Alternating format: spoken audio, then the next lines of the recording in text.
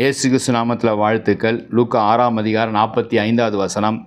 நல்ல மனுஷன் தன் இருதயமாகிய நல்ல பொக்கிஷத்திலிருந்து நல்லதை எடுத்து காட்டுகிறான். நல்ல மனிதர்கள் எப்பொழுதுமே நல்ல விஷயங்களையே அவர்கள் சிந்திப்பாங்க, இருதயத்தில் இருக்கும், அதையே பேசுவாங்க, அதையே மற்றவர்களுக்கு எடுத்து காட்டுவார்கள் என்று வேதம் நமக்கு சொல்லுகிறது. நல்ல மனுஷனாக நம்ம இருக்க வேண்டும். சமீபத்தில் ஒரு செய்தியை வாசிக்கும்போது அண்ணாமலை என்கிற ஆட்டோ டிரைவரை குறித்து பரபரப்பாக பத்திரிகைகளில் எழுதப்பட்டது.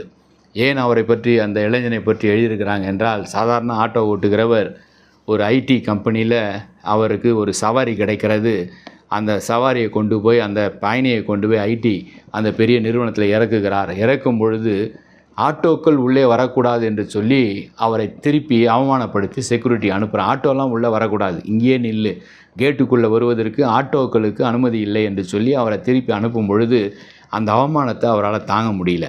ஆனால் ஒரு நல்ல ஒரு வாலிபனாக இருந்தனால, எந்த இடத்துல நான் அவமானப்படுத்தப்பட்டேனோ அந்த இடத்துல நான் வாழ்ந்து காட்டுவேன் என்று சொல்லி அவர் என்ன செய்கிறாரு, அந்த ஆட்டோவில் முதலாவது டெலிஃபோனுக்கு டெலிஃபோன் சார்ஜ் வைக்கிறார்.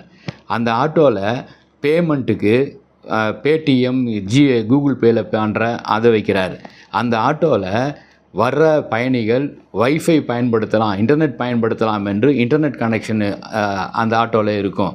அந்த ஆட்டோவில் சின்ன ஃப்ரிட்ஜு வச்சு தண்ணி வேணும்னா நீங்கள் இலவசமாக தண்ணீர் குடித்து கொள்ளலாம்.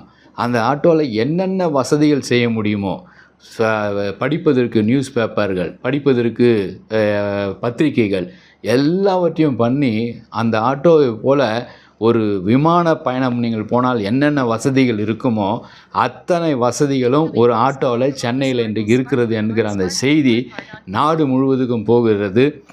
எந்த ஐடி நிறுவனத்தில் இவரை உள்ளே வரக்கூடாது என்று சொன்னாங்களோ அந்த ஐடி நிறுவனத்தை சேர்ந்த அநேக பெரிய பெரிய ஆஃபீஸர்கள் காரில் போகிறத விட இவனுடைய ஆட்டோவில் போனால் எனக்கு எல்லாமே கிடைக்கிறது என்று அநேகர்கள் இவருடைய ஆட்டோவை பயன்படுத்த ஆரம்பித்தனால எந்த இடத்துல அவமானப்படுத்தப்பட்டாரோ அந்த இடத்துல இவரை கூப்பிட்டு பாராட்டினார்கள். இன்றைக்கு உலகமே பார்க்குற அளவுக்கு ஆட்டோ அண்ணாமலை என்று ஒரு பெயரும் புகழோடு இன்றைக்கு இருக்கிறத பார்க்குறோம். நல்ல மனிதர்கள், தீமை அவர்களுக்கு நடந்தாலும், அவமானங்கள் நடந்தாலும், நிந்தைகளை நடந்தாலும், நல்ல மனிதர்கள் நல்லதையே எடுத்து காட்டுறாங்க. நல்ல மனிதர்கள் நல்லவைகளே செய்வாங்க. நல்ல மனிதர்கள் நல்லவைகளே சிந்திப்பாங்க. ஒருவேளை நீங்களும் அவமானப்படுத்தப்பட்டிருக்கலாம், உதாசீனப்படுத்தப்பட்டிருக்கலாம். கவலையே படாதீங்கள்.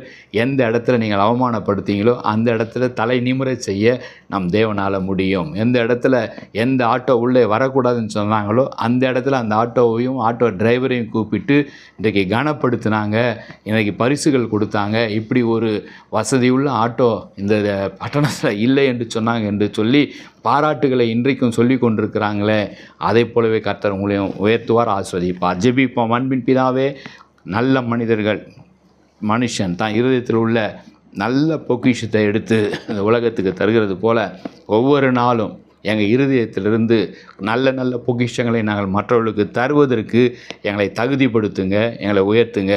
நீர் அப்படியே செய்ய போகிறதுக்காக நன்றி செலுத்துகிறோம், சோத்தரிக்கிறோம்.